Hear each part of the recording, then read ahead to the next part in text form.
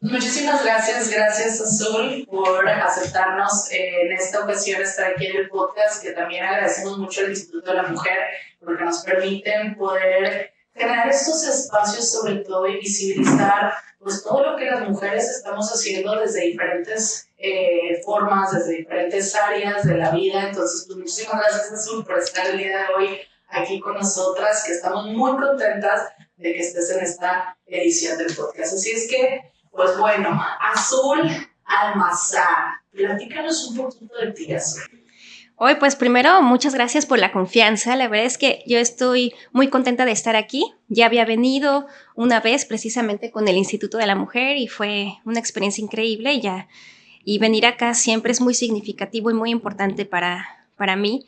Y ahora para las mujeres, pues yo creo que podemos aportar todas muchas cosas. Pues yo soy deportista, fui deportista desde los 6 años de edad. Entré al mes de haber entrado en el deporte, entré en alto rendimiento. Quiere decir que yo ya entrenaba más de 6 horas diarias desde los 6 años. 6 horas diarias. Y así ya me aventé. Sí, y ya cuando entré al equipo olímpico, pues ya mi entrenamiento era de 10 horas diarias. Entonces, el deporte siempre ha marcado la disciplina deportiva y todo esto ha sido parte de mi vida siempre. Y pues ya cuando entré a mis carreras, pues he tenido siempre esa disciplina, esa integración a mí me decía mi entrenadora, mi primera entrenadora de clavados, me decía, un atleta, entre más alto quiere llegar, más completo debe de ser.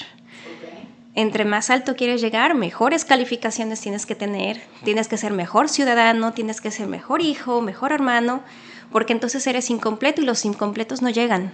Entonces, esa es una filosofía que yo siempre seguí, que siempre me inculcaron, sobre todo mi entrenadora Norma Baraldi. Y ella había ido a Juegos Olímpicos, su hermana había ido a Juegos Olímpicos, su esposo, su alumna, su entrenador. Entonces, si alguien yo podía, en alguien yo podía poner mi carrera y todo mi empeño y mi mentalidad, fue en sus enseñanzas. Y eso fue lo que realmente marcó mi camino en el deporte. Okay. Y pues ya después a los 18 años, regresando de Juegos Olímpicos, me fui a estudiar a Estados Unidos. Ahí estudié 2 carreras, también todas por una beca completa en el deporte, allá, en la que también me pedían, para poder mantener la beca, me pedían un promedio alto. Si nosotros bajábamos de promedio, nos iban quitando la beca, nos iban disminuyendo la beca y el costo de pago allá es... Estudiar en Estados Unidos no es tan sencillo ni tan fácil. No, y para estudiar una segunda carrera ahí, pues ya yo tuve que acceder a una beca académica. Entonces, pues mi promedio tenía que ser todavía más alto. Entonces siempre pude empatar bien el deporte con los estudios. Okay. Y después, pues trabajé un tiempo en Estados Unidos y luego me fui a vivir a Hungría. Ahí estuve viviendo casi 6 años. Y ya finalmente regresé aquí, mi hermoso país, México. Y pues otra vez regresé al ambiente deportivo. Y fue así cuando ya todo se vino, ¿no? Todo la película y todo, pero ya fue hasta que regresé a México ya esta última vez. Claro. Azul, ahorita, pues bueno, nos comentabas que pues tenías una mujer, Norma, que ahí te estuvo impulsando desde un inicio y que sé que empezaste primero, antes de todo el tema olímpico, antes de todo, porque ya llegamos ahorita hasta la película, antes de toda esta parte, ¿qué hubo en ti? ¿Cómo decidiste? Porque pues eras muy niña, ¿no? Si dices que empezaste a los 6 años y tenías que 10 años, alrededor de 10 años, ¿cuántos años tenías cuando decidiste decir, bueno, me quiero dedicar a este tema de los clavados? ¿Qué pasaba por tu mente o en base a qué decidiste, esto es lo que me gusta y es lo que me apasiona? Porque hoy en día hay mucha gente que todavía no sabe ni a qué quiere hacer con su vida, ni a qué dedicarse, pero tú desde muy chiquita decidiste irte por ese camino. ¿Qué fue para ti esa parte? Yo creo que mucho tiene que ver mis papás, porque mi papá siempre ha sido una persona muy dedicada, muy disciplinado, muy trabajador. Y mi mamá siempre estuvo detrás de nosotros, siempre impulsándonos a hacer cosas, a ser mejores, a ser buenos en la escuela, buenos en todo. Y yo creo que yo nací con un espíritu competitivo muy marcado. Entonces yo, si estaba haciendo algo y me estaba costando trabajo, cualquier tipo de trabajo, yo necesitaba ver que iba rumbo a algún lugar, ¿no? Y que estaba haciendo por algo. Yo preguntaba mucho, me hacía esas preguntas. Entonces, cuando yo estaba en la gimnasia, yo me di cuenta que no iba a llegar a ningún lado. Porque a mí me decían, a los 13 las niñas ya no sirven. En aquella época era un mito que se tenía. Entonces yo dije, me está costando tanto trabajo, tanto sufrimiento aquí, y a los 13 años ya no sirvo. Cuando yo tenía 10 años, decía, a los 13 ya me morí, ya no he llegado, ya no voy a servir. Entonces dije, no, creo que aquí no es. Creo que aquí no. Yo como que se me bajó esa luz, ese sentido del esfuerzo, de lucha, ya no estaba ahí. Entonces, mi mamá me metió a todos los deportes que conocía, probé todos los deportes que pude haber probado en todo ese periodo, hasta que caí en clavados. Y ahí en clavados, el hecho de haber caído con Norma Baraldi, que era entrenadora y era olímpica, pues me dio otra visión, porque ella me dijo, aquí sí puedes llegar. Tú tienes condiciones para llegar, tienes el carácter para llegar, pero ahora se necesita mucha voluntad, mucho esfuerzo. Y así me dio una lista de todo lo que se podía necesitar. Y yo dije, pues va, ¿no? Check. Dices, ya era entrar con un enfoque claro. Ya se sembró en mí la semilla de poder ir a unos Juegos Olímpicos. Lo vi real, lo vi posible y dije, este es el camino. Entonces ya todo lo que hacía ya tenía un objetivo y un propósito. Entonces de ahí me aferré a todas las dificultades, todas las cosas que viví, todas las cosas que pasaron, pues no pesaban tanto como mi deseo de ir.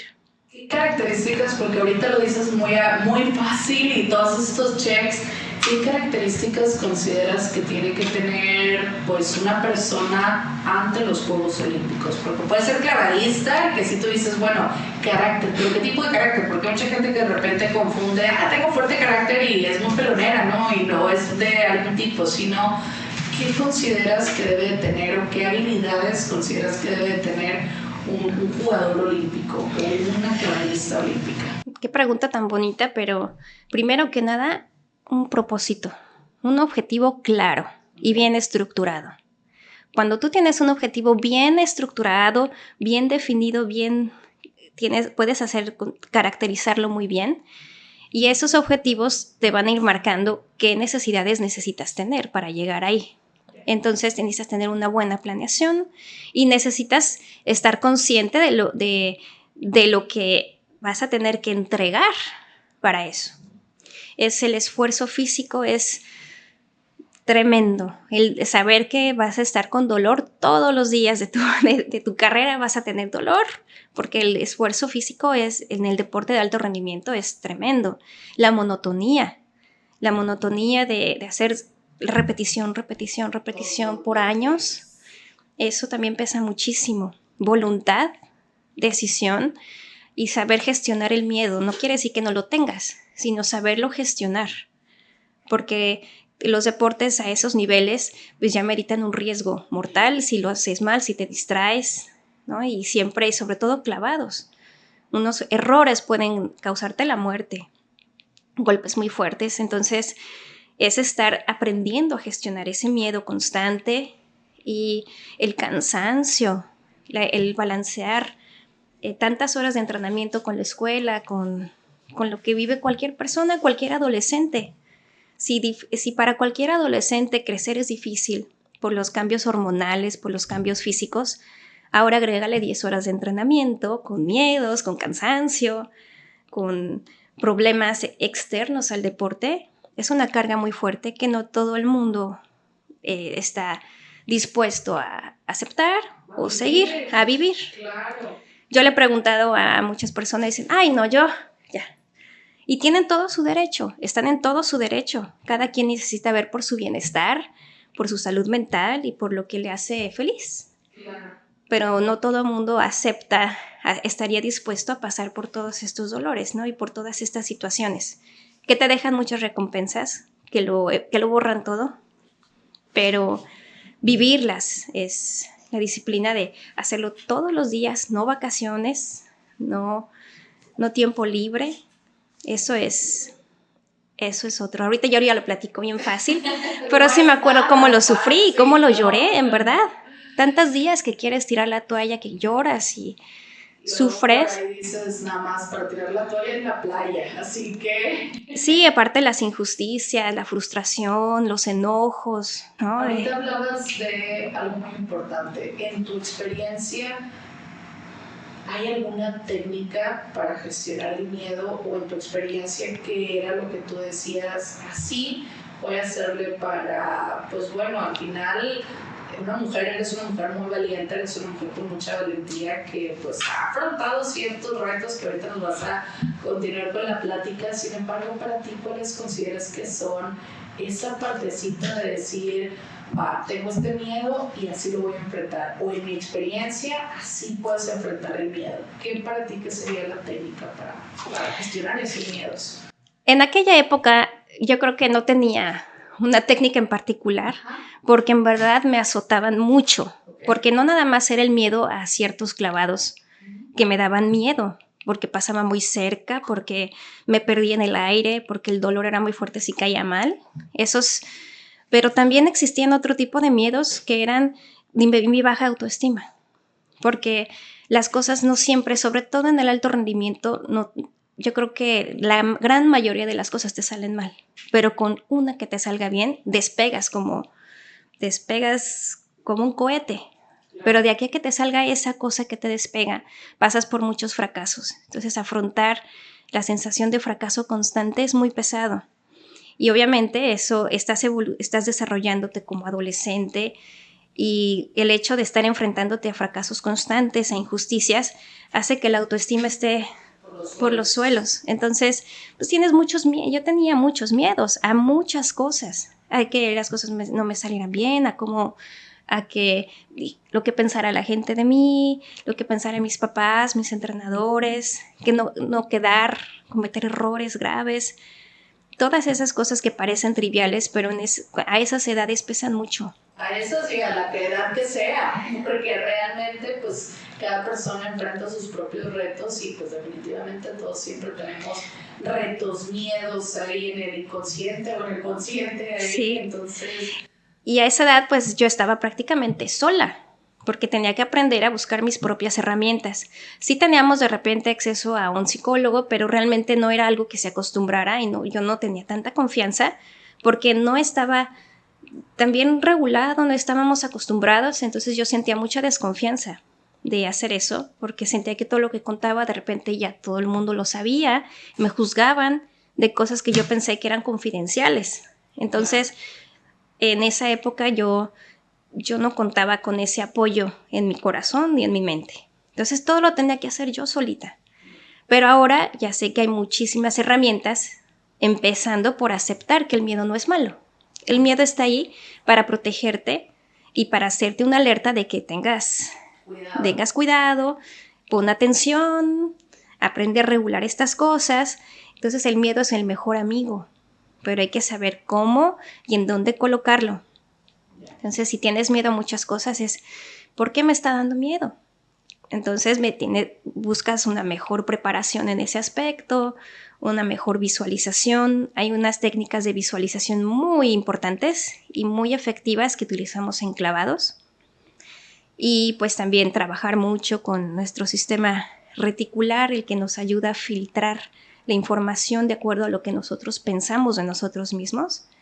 Entonces, esas herramientas, esas técnicas ayudan a que el miedo esté, pero tienes una preparación distinta para enfrentarlo y gestionarlo.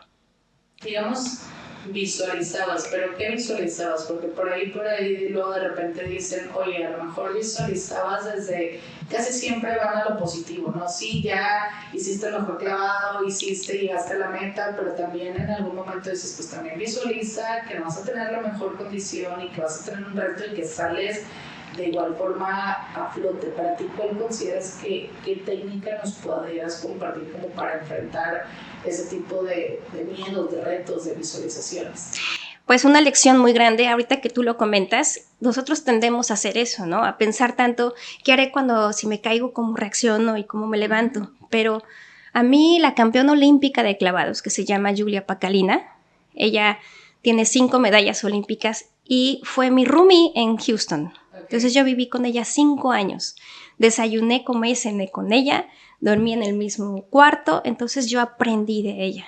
Y ella decía, cuando uno se tiene que visualizar y pensar, tienes que pensar en lo más perfecto que tengas, en la ejecución excelente y perfecta. No te imagines con el error que tú... Es que como yo estoy más chaparrito, como que voy a imaginar un poquito más bajito. O como yo tengo el brazo chueco, me voy a imaginar que no sube tanto. Entonces, no, tienes que imaginar las cosas lo más perfecto que puedas. Tienes que imaginar las cosas como son, porque tu actuar se va a acercar mucho más a eso. Y cuando tú tienes esa preparación, lo más seguro es que tú actúes de esa manera. Y claro que tienes que estar consciente de las situaciones. Visualizar también es en qué entorno estás, qué riesgos hay, si está mojado, si el trampolín es más resbaloso, si hay iluminación. Tú visualizas todo y tú entrenas en base a esas características. Pero no visualizarte en lo negativo y qué tal si me caigo, qué tal si piso chueco, qué tal si amanezco. Entrenas y te visualizas perfecto. Y la otra es hacer las cosas todos los días con excelencia. Tú tienes que estar haciendo las cosas a tu máximo todos los días. Si llegas enfermo, si llegas con dolor de cabeza, si llegas triste, molesto, angustiado, tienes que entrenar y hacer las cosas excelente. Porque si el día del evento mayor, ese día te dolió el estómago, o tuviste un mal día, o estás enojado, el cuerpo tiene que saber cómo levantarte y ayudarte a ejecutar las cosas bien. Pero si tú ese día de entrenamiento dices, ay, como me siento depre, como me siento cansado, lo voy a hacer a medias. Como no dormí bien, ahorita lo voy a hacer como suavecito. ¿Qué pasa si el día de tu evento más importante no dormiste bien? Tu cuerpo te dice, no te preocupes. Yo sé que lo voy a hacer suavecito. Entonces ya entras en un conflicto porque tú lo quieres hacer bien, pero tu cuerpo está entrenado a hacerlo a medias. Wow. Entonces, el secreto está en nuestros hábitos constantes, diarios. Tienes que actuar con excelencia en cada momento. Disciplina. Exacto. ¿Qué significa para ti disciplina? La disciplina es la clave. Okay. Es una de las claves fundamentales para el éxito, porque todo lo que hacemos todos los días, nuestros hábitos, se van convirtiendo en esa disciplina y esa disciplina nos va a llevar hacia el objetivo que queremos. Porque el ser disciplinado no es hacer algo por mecánico nada más. Okay. Una buena disciplina siempre tiene un objetivo claro. Tú no puedes, si tú te levantas y haces todo por hábito nada más, pero no sabes hacia dónde vas a llegar a algún lado. ¿Quién sabe a cuál? Al que alguien te asignó o repites lo que alguien más está haciendo, lo que te dijeron que hicieras. Pero cuando tú tienes un objetivo claro, tu disciplina se va a enfocar hacia allá y tus hábitos van a ser distintos a los de ella. Porque ella va hacia otro lugar, tú vas hacia allá. Tú tienes que despertarte hacia otra hora, tienes que tener otro hábito en la mañana, desayunar otras cosas, decirte otras cosas. Entonces la disciplina se genera en base a lo que quieres lograr. Okay. O sea que sí o sí, algo que ya nos has repetido es como primero tener tu objetivo muy claro y en base a eso, pues bueno, visualizarte y pues sí o sí que todos tus hábitos, que toda la disciplina sea a formar esa persona que quieres ser y que si yo me duele la cabeza, no importa, pero tengo que hacerlo hoy de manera excelente, ¿no? Sí, con tu mayor esfuerzo y mental, de corazón y todo, dentro de tus posibilidades. Okay. Ahorita mencionabas éxito. ¿Para ti qué significa el éxito? El éxito es sentir que dice todo y que cuando terminan las cosas dices, por mí no quedó. Por mí no quedó y estás satisfecho, tienes una autorrealización, como que llegas al pico más alto de la pirámide y sabes que todo lo que dependía de ti estuvo bien hecho o estuvo de acuerdo al camino que te trazaste. ¿Y tu fórmula del éxito cuál sería, Azul? La disciplina enfocada, no nada más la disciplina como tal, sino una disciplina enfocada. Y los hábitos de excelencia. Okay. Eso se escucha sencillo, sí, pero realmente son parte de las... Y planificación, una planeación adecuada. Lo dices como, oye, de repente hasta es complicado, ¿no? Ahorita diciembre, y luego dices tú la clásica siempre de que ponerme a dieta, ahorrar, algún trabajo mejor o lo que sea, y pareciera que se escucha muy sencillo y son todos los buenos deseos, pero pues hay mucha preparación sobre eso, ¿no? Hay mucho decir, bueno, desde para ti, ¿qué es lo que consideras cuando una persona, porque por ejemplo, muy chica, o sea, tú 10 años y ya decidiste, ¿sabes qué? Sí, quiero ser clavadista. ¿Qué sentías cada vez que hacías un clavado? ¿Qué disfrutabas? ¿Cómo gozabas esa parte? Porque a lo mejor fue sufrimiento, sacrificio y mucho, pero ya cuando en el tema ahí de estar ahí parada, ¿para ti qué sentías? ¿Cómo te sentías? ¿Qué era lo que te apasionaba de estar ahí? Libertad. Te sientes un superhéroe, porque no te...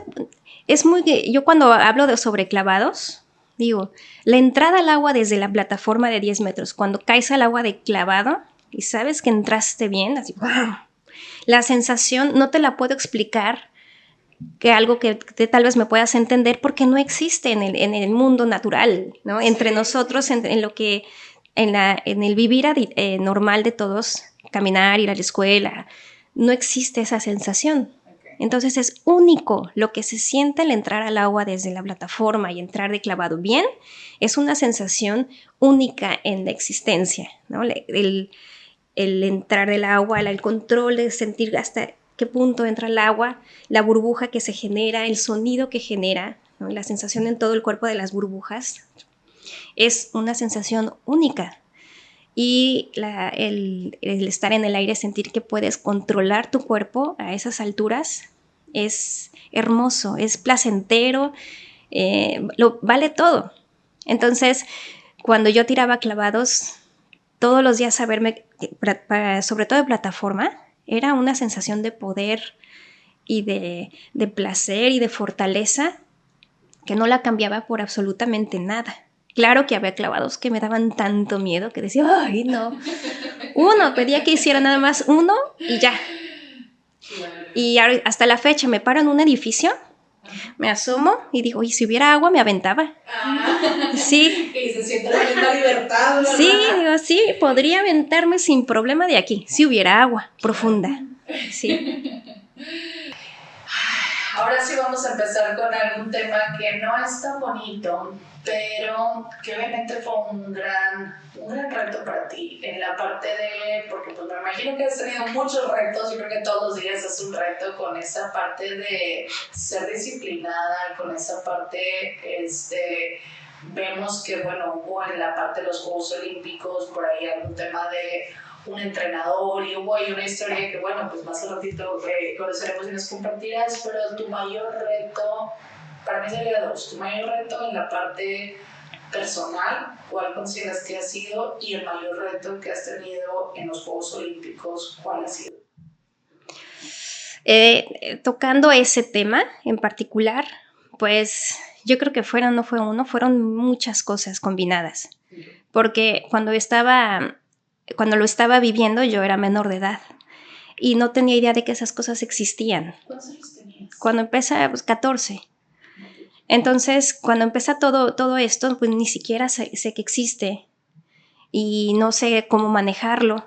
Y cuando pido ayuda a las personas que estaban ahí y las chicas que estaban ahí más grandes que yo, pues me dicen, es que tuviste suerte porque a fulanita le hicieron tal y solamente no te vayas por allá y todo. Y vi que todo era normalizado. Entonces yo empiezo a pensar que así es. Normal. Que eso era, no me dije, qué horror, qué miedo.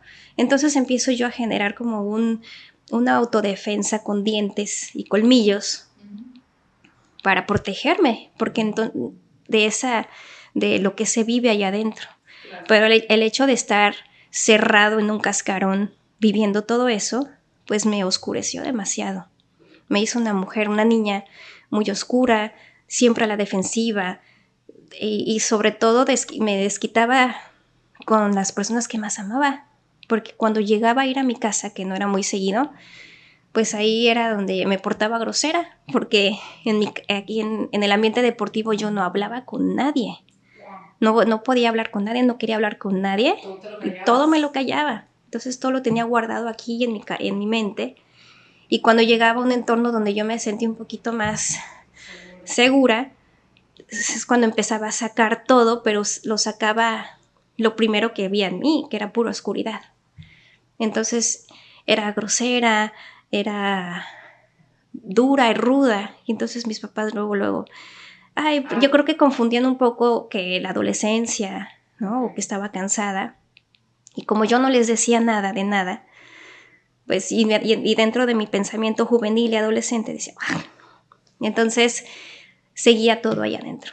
Pero eso me hizo, sí, me hizo muy oscura, porque además parte de lo que yo vivía ahí fue una manipulación horrible, porque me decían al principio que mis papás eran los enemigos. Me decían, tú vives cosas muy duras aquí, todos vivimos cosas duras, pero si tú le cuentas a tus papás, ellos te van a sacar, porque ellos no entienden, ellos se van a convertir en tus peores enemigos para llegar a algún lado, porque cuando tú les cuentes, te van a sacar. Y eso es lo que hace un enemigo, no te van a entender. Nosotros somos familia, nosotros sí nos entendemos, nosotros sí nos protegemos, todos tenemos un objetivo, el mismo. Entonces, cuando yo empezaba a vivir cosas horribles, cuando empezaba o intentaba contarles a mis papás, mi mamá casi lo primero que decía era, ¿qué haces ahí ya? Regrésate, ¿no? Entonces en mi cabeza se venía todo eso de que sí, mis papás me van a sacar, son mis enemigos. Y era una manera de manipularme para alejarme, divide y vencerás.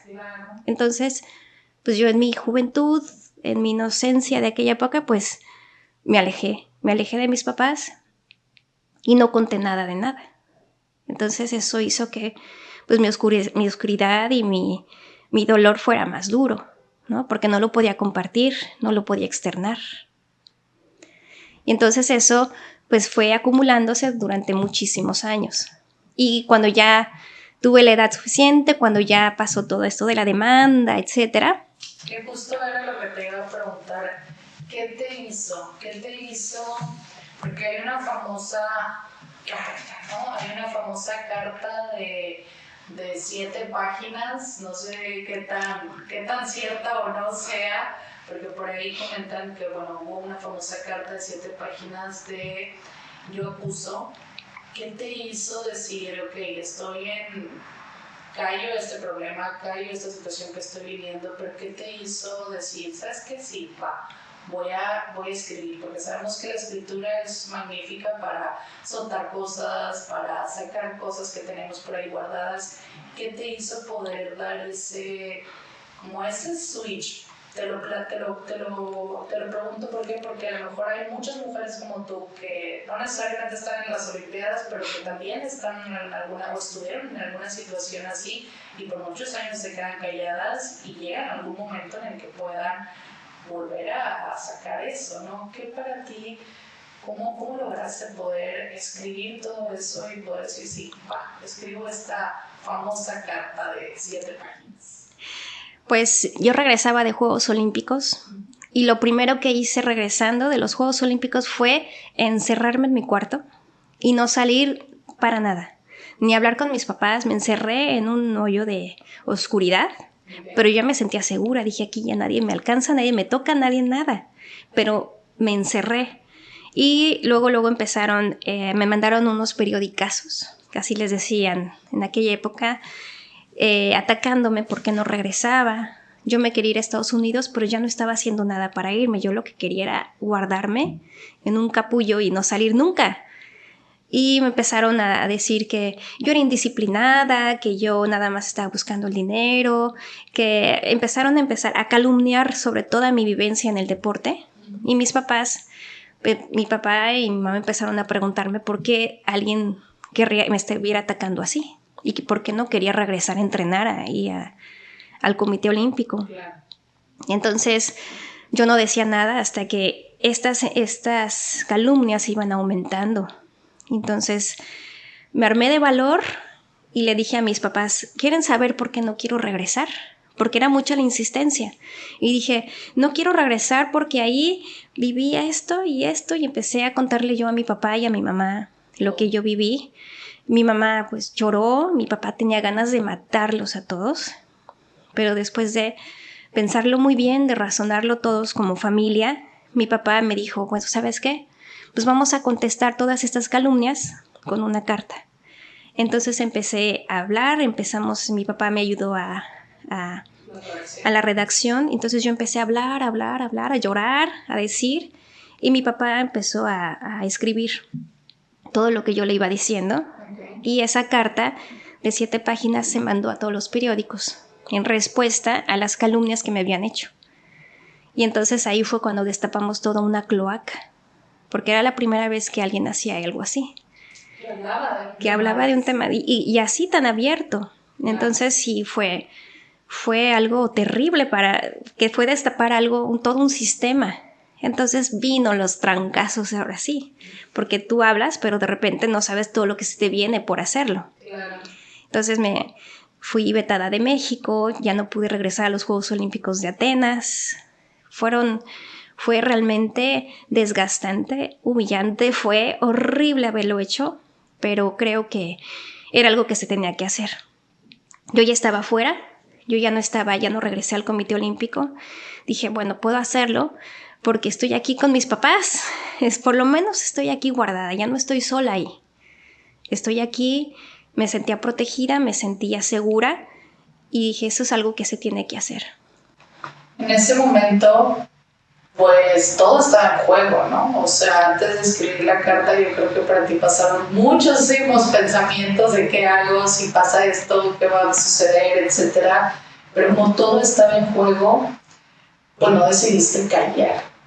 ¿Qué le dirías a las mujeres que puedan estar en una situación así como la tuya, que pasaste hace algunos años y que no queremos que suceda, vuelva a suceder, pero ¿qué les dirías a esas mujeres? Porque para ti fue todo tu juego olímpico, toda la parte de, pues bueno, tu carrera profesional, continuar con esa parte. Para ti, ¿qué le dirías a todas las mujeres que ya no se decidan callar? ¿Cuál sería tu consejo que les pudieras compartir?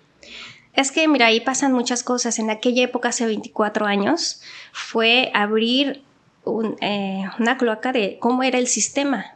No había nada que nos protegiera y si lo había, no estaba funcionando, nadie sabía que se podían hacer las cosas, no había regulaciones, no había nada. Y si las había, quién sabe en dónde estaban, porque nosotros nos fuimos a todos los lugares en donde se supone que nos ayudarían y no había nada, nadie sabía qué hacer.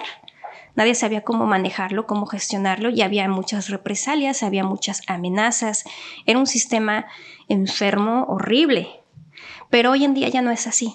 Hoy en día tenemos ya muchas regulaciones, muchas leyes, hay muchos lugares en donde podemos acudir, hay muchos lugares en donde inmediatamente te pueden proteger. Y pues lo principal es que las personas estén analizando constantemente su salud mental. Su salud mental, su bienestar, que esté viendo cómo están dentro de los lugares y que su corazón y su mente y su cuerpo estén trabajando de manera sana. Y cuando eso no está sucediendo, ahí sí, levantar la mano. No esperarse hasta que haya ocurrido una transgresión, sino levantar la mano y levantar la voz es antes, cuando empiezan a notar que algo no está bien en su salud mental, en su entorno, en su seguridad. Claro, y a veces yo creo que hasta ahí no te das cuenta, ¿no? Por eso existen, no sé, aquí en la ciudad de Nuevo Laredo, el Instituto de la Mujer, donde es un lugar seguro, donde realmente puedes ir a buscar ayuda y que te tengas esa certeza, ¿no? Y que yo creo que todas las mujeres tendrían que tomar el valor y tener esa iniciativa de decir, ay, qué vergüenza y que alguien me va a ayudar y que va a ser mi caso y que todo, pero bueno, tener la valentía para no callar y para alzar la mano y que realmente pues es desde un amor propio y decir ya basta, ¿no? Ya estoy pasando por este tipo de situaciones. Entonces, pues qué fuerte la parte de la carta y luego que bueno, que ningún medio en algún momento hubo un eco, ¿no? O sea, si no fue la carta, fue ahora sí, digamos, tú abriste se salió toda la basura, la mugre que tenía que suceder y luego pues al final viene un golpe para ti, ¿no? Esta parte de decir, ya, el Juego Olímpico acaba y tú a lo mejor ya estabas en tu entorno familiar seguro en esta parte y después, pues bueno, comentas que te fuiste a Estados Unidos, ¿no? A esta parte para continuar con tus estudios. ¿Qué carrera estudiaste? Ahí en Estados Unidos estudié la carrera de comunicación y estudié otra de producción. Entonces ahí estuve mucho tiempo, fui muy feliz, porque además ahí me ayudaron mucho. Ahí estuve atendiéndome muchos trastornos que tuve por todas esas vivencias. Ahí entendí muchas cosas, ahí estuve atendiéndome también en muchas cuestiones de nutrición psicológicas, tuve muchísimo apoyo constante y viví otro mundo, otra mentalidad, otro sistema ya. Entonces eso me ayudó a sanar mucho, a poder encaminarme en una sanación. Entonces disfruté mucho mi estancia en Estados Unidos. Y bueno, ahí fue fundamental, porque a veces creemos que ya está ahogado, que no hay solución, que ya se acabó, ¿no? Pero el hecho de poder entender la definición de resiliencia, eso es lo que a mí me ayudó a siempre luchar por sanar, porque yo sabía que yo era una mujer feliz, yo había una niña feliz. Y dije, ¿qué pasó? ¿Qué está pasando? ¿Quién me rompió? ¿Quién me hizo? Y el hecho de entender la resiliencia como regresar a tu forma original, dije, mi forma original es ser feliz, ser alegre, esa es mi forma original. Entonces, oscura, ¿no? Sí, me vuelvo a construir, pero ya como sé que soy yo. Y eso lo pude entender allá, pero pues me tomó más de 15 años poder hacer esa catarsis final para poder ahora sí ver soluciones, ¿no? Claro. Al problema. Y ese proceso reparador, ese proceso sanador, para ti, ¿cuáles serían esos pasos que en tu experiencia consideras importantes para cualquier mujer? ¿Qué considerarías esos pasos sanadores o qué técnicas o qué nos quisieras compartir para cualquier mujer que esté en ese proceso sanador, ¿verdad? De reconstruirse a sí misma. Primero que la culpa, ¿no? Que no, cuando algo pasa, no darte golpes, ¿no? Las personas que dañan son esas personas las que dañan. Y si fue un sistema, fue un entorno, es el entorno. Pero uno tiene que no tomarse las cosas tan personal. Te ocurrió por el sistema, por las condiciones, por cosas así, te tocó, pero te puedes levantar, sacudir y seguir el camino que tú te habías trazado. Tienes tus objetivos claros y agarrarte de ahí, perdonarte a ti y con el tiempo empiezas a perdonar. Cuando empiezas a entender la situación y empiezas a buscar maneras de reconstruirte a ti, pero sí tener claro qué persona eres. Siempre saber cuál es tu forma original y aferrarte a esa forma original. Porque puedes ser muy llorona, puedes ser vulnerable, puedes caerte en el mismo hoyo 100 veces. Esa es tu personalidad, pero te caes, te rompes, pero ¿cómo te armas? El secreto está en cómo te vuelves a armar. Okay. Y eso, a todas nos pasan cosas y hay quienes les pasan peores, hay quienes les pasan cosas horribles, pero es volverse a construir, volverse a armar y armarse a tu forma original. ¿Y cómo nos volvemos a armar? A mí no es algo fácil, ¿no? Pero sí hay que tener esa claridad, ¿no? Y a mí me ayudó mucho el no victimizarme, el no hablarme como la víctima todo el tiempo, sino ver que viví una situación, me tocó estar ahí, pero le pudo haber tocado a alguien más.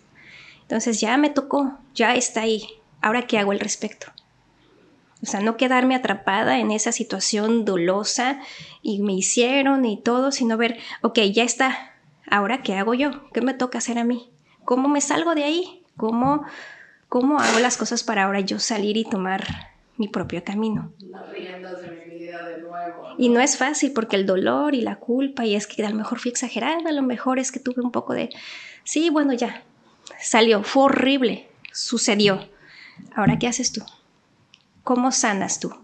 Ya, volteas y empezar a ya no buscar que esa sanación venga de la venganza o de la justicia, porque a lo mejor no viene, a lo mejor nunca se hace justicia, a lo mejor nunca los atrapan, a lo mejor nadie te escucha, pero la sanación tiene que venir de tu decisión de aquí, de tu corazón y de tu mente.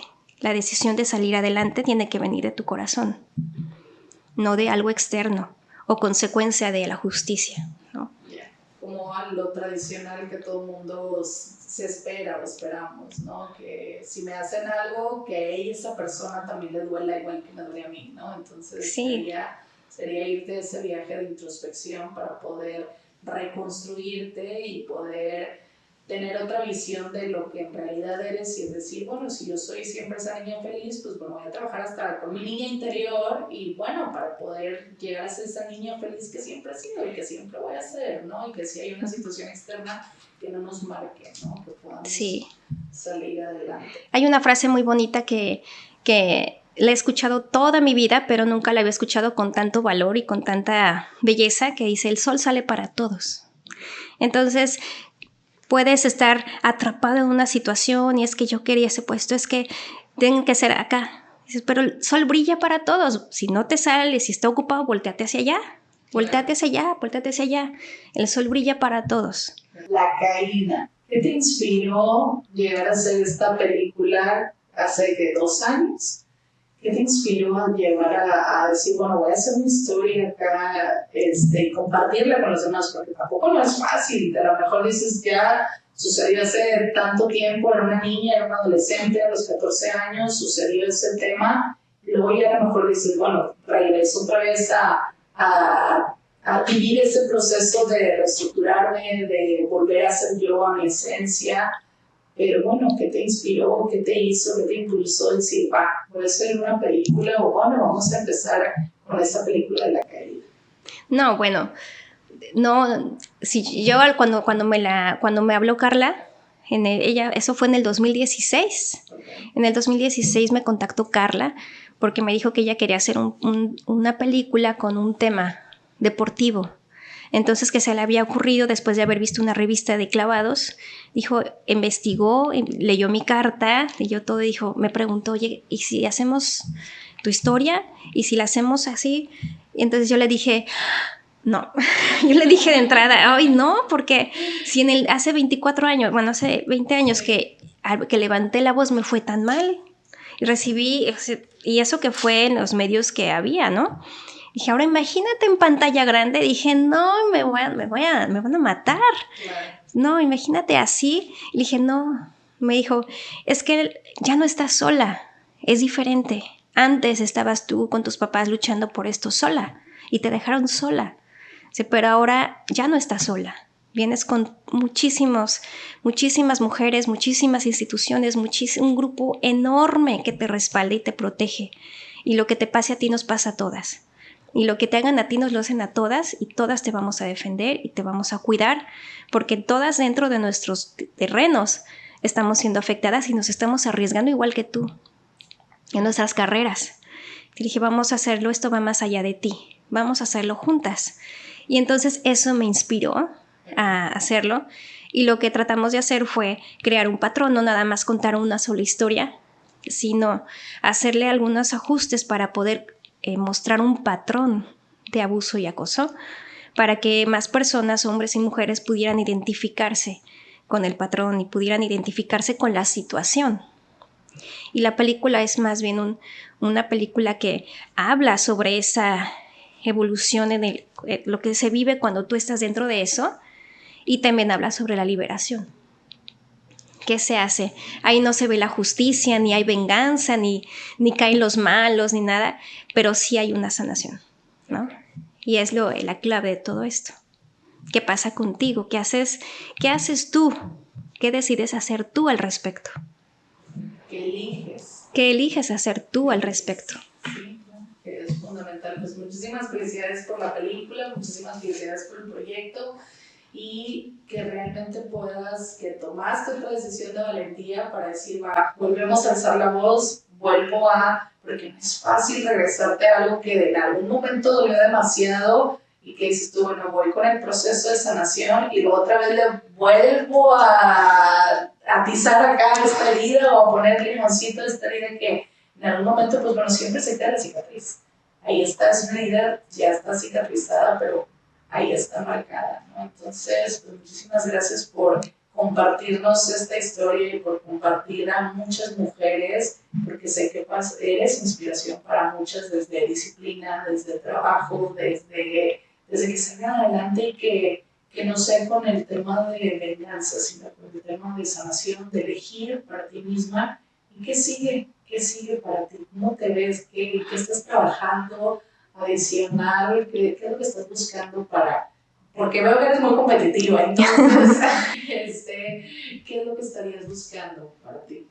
Bueno, pues ahorita, precisamente a raíz de todo esto, pues generé una asociación que se llama Respeto 360, en la que nos dedicamos a precisamente a tratar de prevenir todas estas situaciones, creando protocolos, capacitando, dando información sobre cómo están las leyes actualmente, cómo está el sistema actualmente, los caminos que se pueden tomar, pero más que nada es una capacitación sobre cómo sanarte tú, ¿no? De cómo gestionar emocionalmente tu persona, cómo comportarte dentro de un entorno deportivo, cómo todas las conductas que se deben de llevar para que esto en suma no vaya a causar una transgresión.